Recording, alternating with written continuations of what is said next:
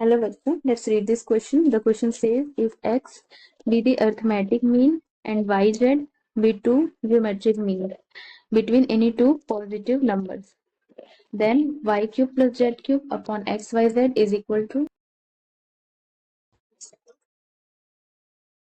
The key concept for the question is, हमारा जो key concept है वो है,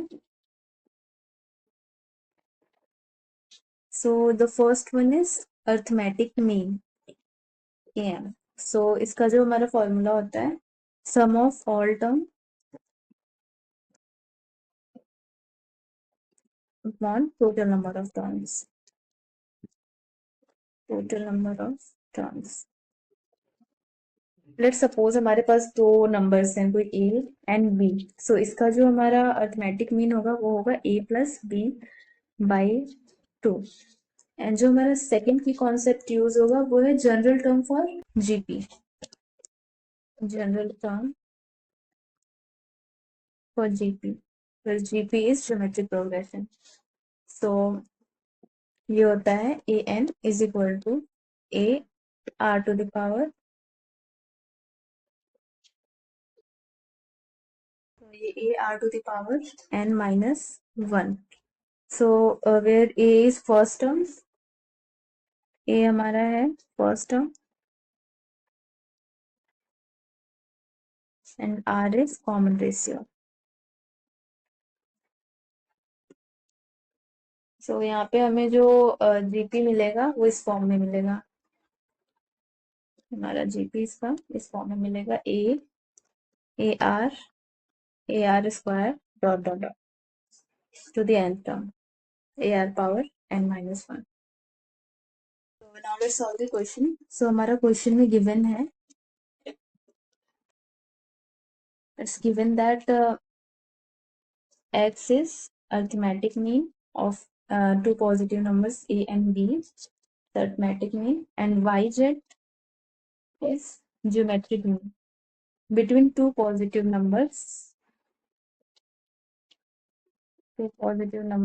a and b. So now let's solve this.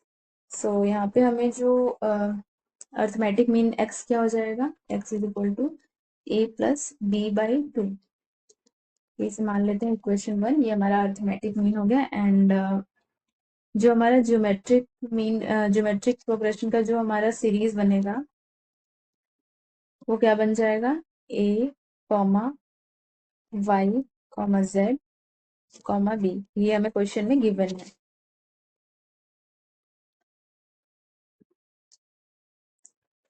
Okay, so let common ratio जो हम ले लेते हैं,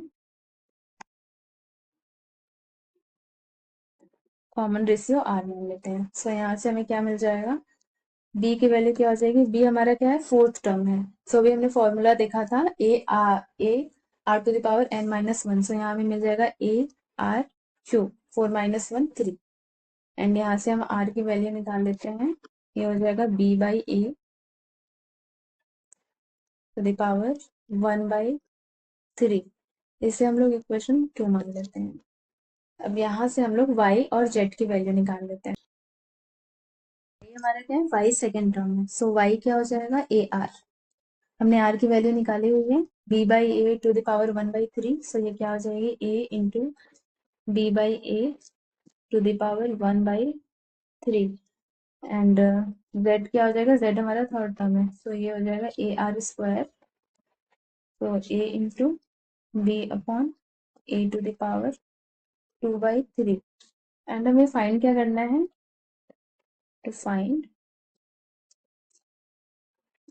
हमें y cube plus z cube upon x y z की वैल्यू निकाल. सो हम इसमें वैल्यू रख देते हैं y और x y z. सो हमें क्या मिल जाएगा, y की वैल्यू यहाँ पे पुट कर देते हैं न्यूमरेटर में पहले. तो ये हो जाएगा a into b by a to the power 1 by 3 का होल क्यूब, प्लस अब z की वैल्यू रख देते हैं a into b by a to the power 2 by 3 का whole cube upon x y z की वैल्यू डिनोमिनेटर में रख. हैं। सो ये हमें मिल जाएगा a plus b/2 into a into b/a to the power 1/3 into a into b/a to the power 2/3। x की वैल्यू हमने निकाली हुई थी। सो इसे सिंप्लीफाई कर लेते हैं तो हमें मिल जाएगा y³ plus z³ upon xyz is equals to a³ into b/a। तो 1/3 होल टू द पावर 3 से 3 कैंसिल हो जाएगा, क्यूबिक पावर हमारा कैंसिल हो जाएगा। सो यहाँ बचेगा b/a। सिमिलरली यहाँ भी a³ इंटू यहाँ पे 2/3 था इसलिए स्क्वायर रहेगा, क्यूबिक पावर हट जाएगा। a plus b/2 into a² into b/a। यहाँ से a कैंसिल हो गया, यहाँ से यहाँ स्क्वायर बचेगा। एंड इसे सिंप्लीफाई कर लेते हैं तो यहाँ मिल जाएगा a³ इंटू b, यहाँ a³ में a² हो जाएगा, a² into b plus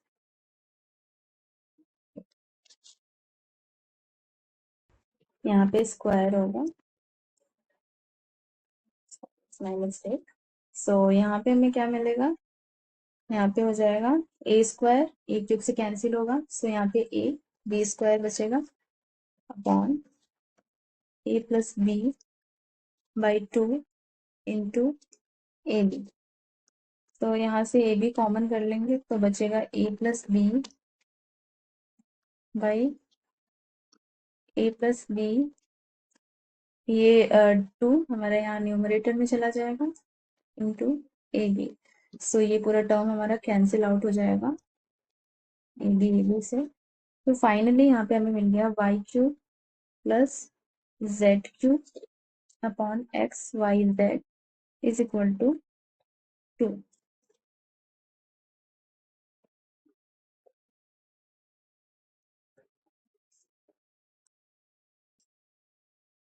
So 2 is our right answer. Hope you will understood it well. All the best.